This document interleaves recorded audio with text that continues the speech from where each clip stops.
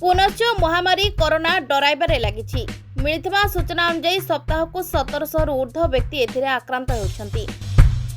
तेबे बेसी जनगहली को गले मास्क और सानिटाइजर व्यवहार पई परामर्श दिया जिबा सह मास्क और सानिटाइजर बंटन कार्यक्रम जारी रहिछि।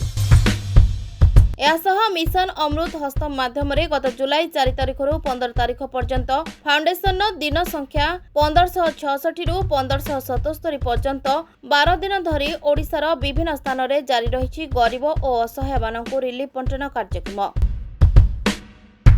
फाउंडेशन प्रतिष्ठाता तथा आंतर्जातिक अध्यक्ष डॉ चिन्मय दास निर्देश क्रमे भोला जेना श्रीक्षेत्र साहू आदि यह कार्यक्रम को जारी रखिछन्ति।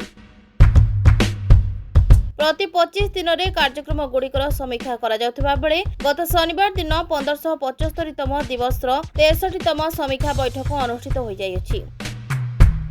मंगलपुर स्थित dolphin dance school and group परिसर में फाउंडेशन प्रतिष्ठाता तथा आंतर्जातिक अध्यक्ष डॉ चिन्मय दास अध्यक्षतार अनुष्ठित हो जाइछि। ग्रुपर निर्देशक मास्टर मिहिर कुमार कार्य को संचालन करथिले।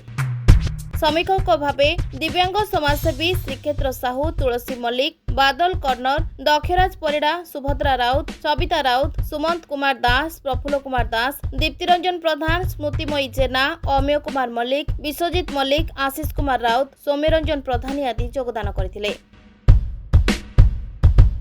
Bureau report, rainbow media.